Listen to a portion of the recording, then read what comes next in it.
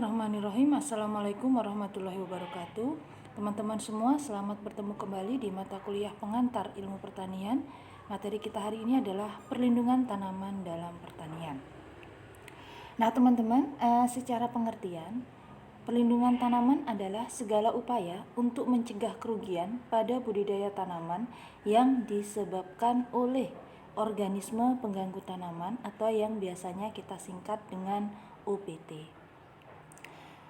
Berbicara tentang OPT ini adalah semua organisme yang dapat merusak atau mengganggu kehidupan atau menyebabkan kematian tumbuhan.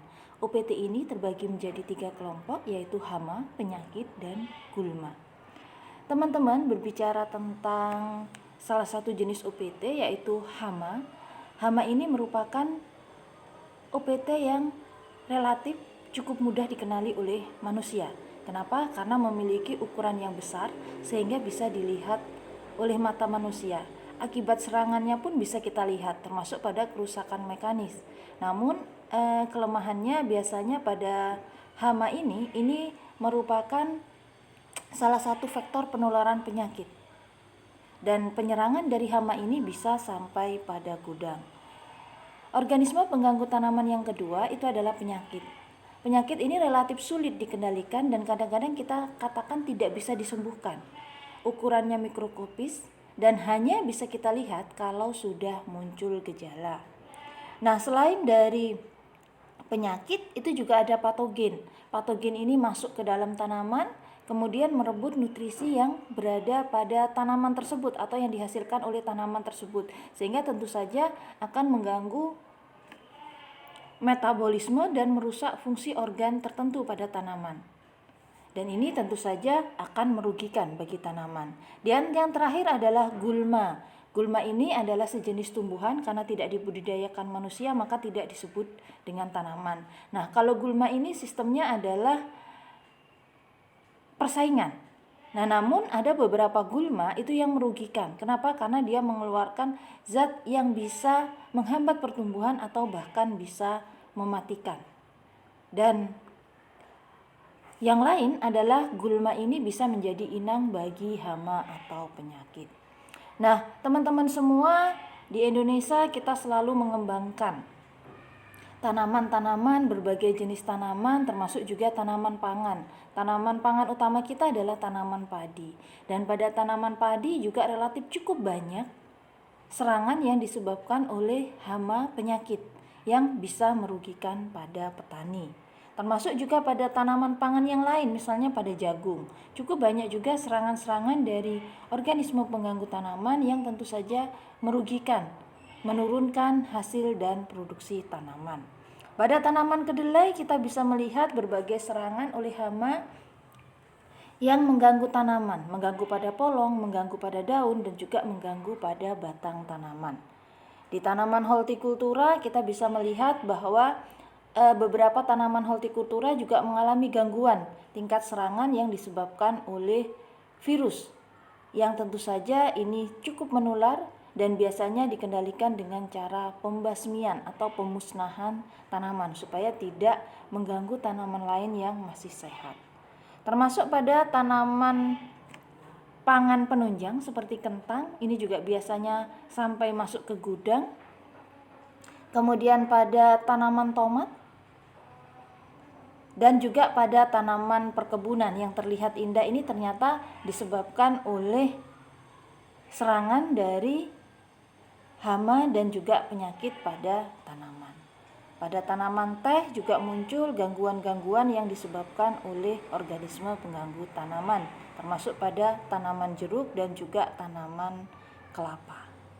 Nah, teman-teman semua, gulma ini ada bermacam-macam. Ada gulma daun lebar, ada gulma daun sempit, dan ada gulma daun sempit yang menghasilkan alelopati yang berbahaya bagi tanaman. Nah, selain organisme pengganggu tanaman, gangguan di sekeliling kita itu juga bisa disebabkan oleh gangguan non-OPT yang tentu saja tetap merugikan. Misalnya terjadinya kebakaran, kemudian terjadinya kekeringan, kemudian terjadinya banjir yang biasanya menyebabkan petani mengalami gagal panen. Kemudian di sini juga ada penjarahan hutan. Nah, penjarahan hutan ini biasanya dimanfaatkan untuk pembuatan pemukiman, dimanfaatkan untuk pembuatan pabrik atau industri, sehingga akhirnya lahan pertanian bisa berkurang, atau kalaupun tidak berkurang dialihkan ke daerah lain yang memiliki kesuburan yang berbeda atau dikatakan memiliki sifat fisik kimia yang berbeda. Nah, teman-teman semua, perlindungan tanaman secara struktural organisasi pemerintahan itu terus-menerus dilakukan. Kenapa? Karena melindungi tanaman berarti kita mempertahankan hasil dan produksi. Gangguan OPT tadi kita sebut antara lain hama, penyakit, dan gulma. Gangguan non-OPT meliputi anomali iklim atau perubahan iklim, kemudian kebakaran hutan, penjarahan produksi, dan lahan. Apa tujuan dari perlindungan tanaman? Perlindungan tanaman ini bertujuan untuk pencegahan, pengendalian, dan pemantauan peramalan OPT, peningkatkan kualitas dan kualitas hasil pertanian, kemudian peningkatan daya saing produk pertanian di pasar domestik dan global, peningkatan penghasilan dan kesejahteraan petani, peningkatan kualitas lingkungan hidup dan penurunan tingkat pencemaran lingkungan, dan pengurangan resiko kecelakaan atau keracunan kerja oleh pestisida. Nah, berkaitan dengan perlindungan tanaman dan kelompok ilmu lainnya, maka perlindungan tanaman ini sangat berkaitan dengan berbagai ilmu yang lain. Kenapa? Karena di sini ada on farm dan off farm. Jadi sebelum dan sesudah. Jadi ketika kita melindungi tanaman itu tidak hanya kita lakukan ketika tanaman itu di lapangan, tetapi ketika tanaman itu sudah menghasilkan dan dipanen, itu tetap kita harus melakukan perlindungan kepada tanaman. Kenapa? Karena ada hama gudang. Dan ketika hama gudang itu sudah menyerang produk pertanian kita, maka secara otomatis konsumen tidak mau menerima produk yang cacat. Sehingga off farm juga harus kita lakukan selain on farm. Pada sistem pengendalian hama terpadu, maka kita harus memanfaatkan segala upaya pengendalian populasi pada tingkat serangan OPT dengan memadukan berbagai teknik pengendalian OPT yang dikembangkan dalam satu kesatuan untuk mencegah timbulnya kerugian ekonomi dan kerusakan lingkungan hidup. Nah, teman-teman, berbagai metode pengendalian OPT pada sistem pengendalian hama terpadu itu harus kita upayakan, kita lakukan secara bersama-sama. Nah, hal yang perlu kita catat dalam sistem pengendalian hama terpadu adalah kita meminimalisir penggunaan pestisida, karena pestisida ini adalah bahan beracun yang memang berbahaya bagi organisme pengganggu tanaman, tetapi tetap akan menimbulkan residu pada produk yang kita hasilkan. Jadi pestisida ini merupakan alternatif terakhir kalau kita mau mengendalikan OPT.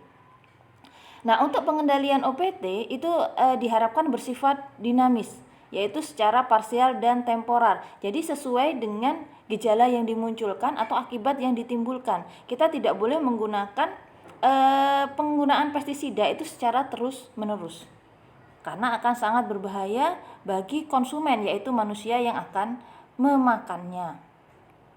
Pada komponen pengendalian secara bercocok tanam, ini tetap harus terus kita lakukan. Jadi kita harus melakukan sistem pengendalian itu dari mulai penanaman dengan alternatif atau metode-metode budidaya yang mencegah munculnya OPT datang dengan mudah ke tanaman kita. Misalnya yang pertama adalah pemilihan lokasi tanam. Nah, pemilihan lokasi tanam itu harus kita lakukan secara tepat.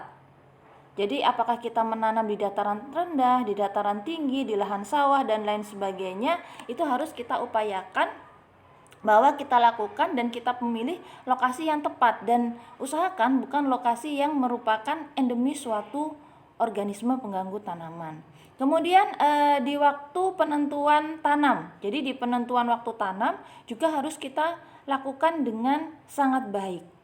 Apakah itu di musim hujan, di musim kemarau, ataupun di musim gadu, itu semuanya harus kita lakukan. Jadi penempatan waktu yang tetap untuk melakukan budidaya tanaman. Misalnya kita harus mengenal karakter dari tanaman tersebut. Apakah tanaman tersebut suka air ataukah tidak suka air.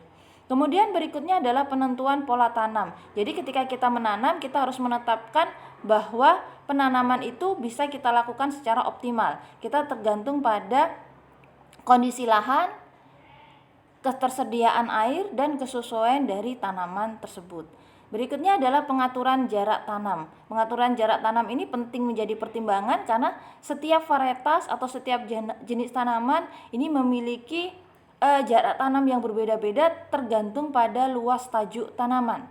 Kemudian sistem tanamnya kita harus menggunakan apa, kemudian pemilihan jenis tanamannya, dan juga bagaimana kita melakukan pemupukan berimbang. Selain menggunakan pupuk anorganik, maka sangat dianjurkan kita menggunakan pupuk organik karena pupuk organik ini memiliki komposisi yang lengkap dan daya tahan dari tanaman kita akan lebih baik jika kita menggunakan pupuk organik dibandingkan pupuk anorganik. Nah, teman-teman, bagaimana pengendalian dimulai pada saat pratanam atau masa tanam? Perencanaan terhadap pergiliran tanaman ini menjadi hal yang sangat penting. Kenapa? Karena ketika kita melakukan pergiliran tanaman, maka kita bisa memutus siklus perkembangan dari hama dan penyakit. Termasuk kita juga harus memilih benih unggul. Jangan sampai kita menanam benih yang sudah membawa penyakit, karena nanti akan terbawa oleh tanaman kita dan tumbuh menjadi tanaman yang memang terserang oleh penyakit. Dari persiapan lahan tanam itu diupayakan memanfaatkan bahan-bahan yang penting, yang kalau bisa itu didapatkan dari alam. Misalnya kita menggunakan mulsa kalau bisa dari bahan-bahan alam, misalnya jerami, tidak perlu kita membeli mulsa plastik. Penentuan waktu tanam perlu diperhatikan karena ini sangat berhubungan dengan ketersediaan air. Keserentakan tanam dan selang waktu yang lebih dari 1 minggu. Ini diharapkan yang tidak lebih dari 1 minggu. Jadi supaya apa? Supaya nanti hama tidak hanya menyerang pada populasi tanaman tertentu saja. Kemudian yang berikutnya adalah pemilihan cara tanam yang tepat. Apakah bertanam secara monokultur satu jenis tanaman, atau dalam lahan itu 2 jenis tanaman, atau tumpang sari, ataukah tumpang gilir, yaitu secara bergantian pada periode penanaman. Penyiapan lahan sangat perlu diperhatikan, teman-teman. Pembakaran pada lahan ini juga tidak terlalu disarankan karena bisa akan memacu pertumbuhan dari lalat bibit. Kemudian sistem pengairan juga perlu diperhatikan, dilakukan secara optimal. Penentuan jarak tanam, jangan sampai nanti tanaman kita mengalami kompetisi antar tanaman itu sendiri atau antar jenis tanaman itu sendiri sehingga produksinya menjadi kurang maksimal. Nah, jarak tanam yang baik ini tentu saja akan memberikan dampak yang baik bagi tanaman. Dalam penyerapan matahari, sinar matahari, mendapatkan sinar matahari atau penyerapan unsur hara itu dapat dilakukan secara berimbang dan juga memudahkan kita dalam pengendalian organisme pengganggu tanaman. Jadi cara tanam yang baik ini akan sangat mempengaruhi tingkat keberhasilan di dalam budidaya tanaman dalam on-farm. Nah, di sini ada beberapa contoh kegiatan budidaya tanaman yang dilakukan secara tumpang sari. Nah, ini tentu saja kita harus memperhatikan juga kesesuaian dari jenis-jenis tanaman yang kita budidayakan secara tumpang sari. Jangan sampai ketika kita membudidayakan tanaman secara tumpang sari malah itu memunculkan atau memudahkan munculnya organisme pengganggu tanaman. Nah, tindakan perlindungan tanaman itu bisa dilakukan secara fisik, bisa dilakukan secara mekanik, secara budidaya, secara biologis, secara genetik, secara kimiawi, dan cara-cara yang lain. Yang penting kita harus menyesuaikan dengan kondisi dari lingkungan sekitar kita dan upayakan seminimal mungkin untuk menggunakan cara kimiawi atau menggunakan pestisida yang terdiri dari insektisida, kemudian herbisida, dan juga fungisida. Nah, masalah utama apa teman-teman yang dihadapi dalam perlindungan tanaman di Indonesia? Banyak sekali masalah yang kita dapatkan. Misalnya dari perubahan dan dinamika ekosistem dan perilaku atau kebiasaan manusia. Kemudian kelembagaan dan koordinasi kelembagaan dari pusat dan daerah yang masih lemah. Kemudian kualitas dan kuantitas dari sumber daya petani sendiri yang dianggap masih rendah. Sarana dan prasarana kerja yang sangat terbatas. Penelitian dan kegiatan penelitian dukungan yang relevan sangat kurang, dana operasional yang sangat terbatas, pengertian, kesadaran, dan perhatian masyarakat terhadap penelitian yang masih rendah. Baik, ini materi yang bisa saya sampaikan kepada teman-teman hari ini. Terima kasih dan mohon maaf. Assalamualaikum warahmatullahi wabarakatuh.